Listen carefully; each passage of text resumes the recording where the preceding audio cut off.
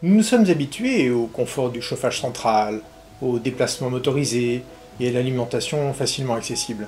Bref, à tout ce qui nous rend si heureux et qui semble si facile d'accès.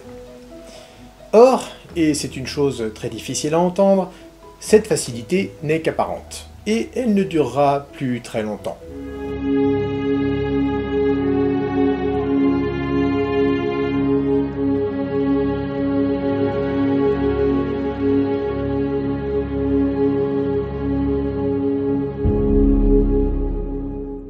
La raréfaction des matières premières sur Terre est un fait vérifiable et incontestable.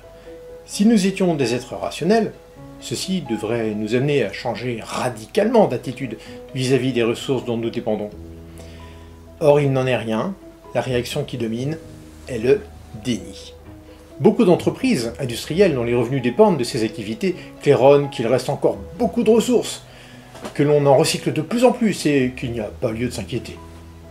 Même dans les discours tenus par les quelques personnes et organisations qui s'occupent ou se préoccupent de l'avenir, il est inhabituel que l'on se projette au-delà du prochain siècle.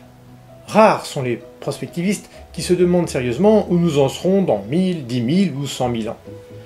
L'exercice est-il donc si périlleux que seuls quelques auteurs de science-fiction s'y soient jamais risqués, et encore avec toute la liberté qu'offre la littérature en matière d'imaginaire. Lecteur de science-fiction moi-même, et faisant le constat que les meilleures œuvres d'anticipation n'ont jamais empêché les drames qu'elles prophétisaient parfois, j'en arrive à la conclusion qu'il faudra plus qu'une œuvre littéraire pour changer la situation.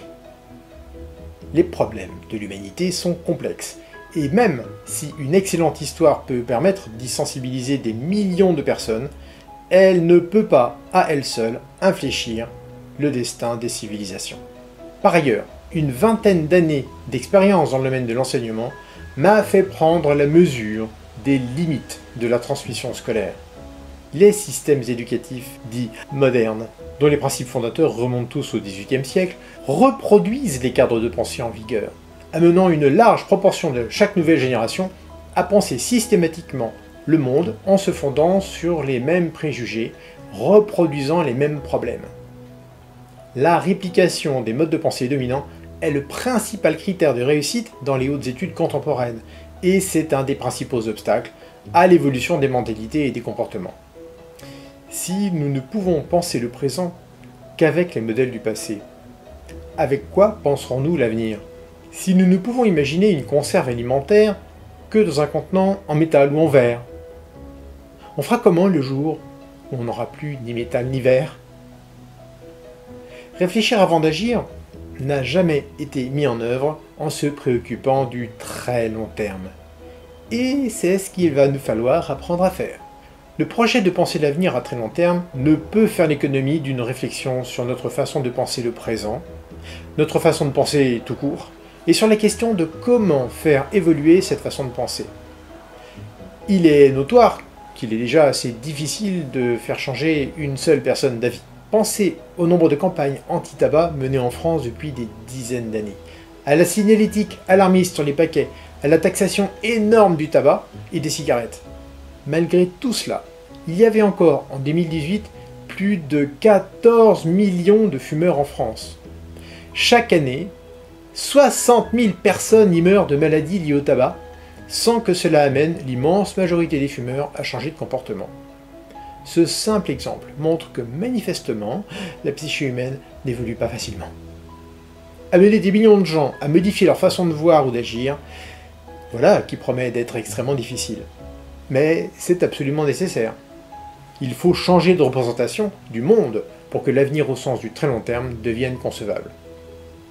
Entre avril et juillet 2020, l'expérience du Covid-19 a démontré qu'un usage massif et concerté des médias de masse pouvait amener une large majorité de la population à accepter des règles extrêmement liberticides.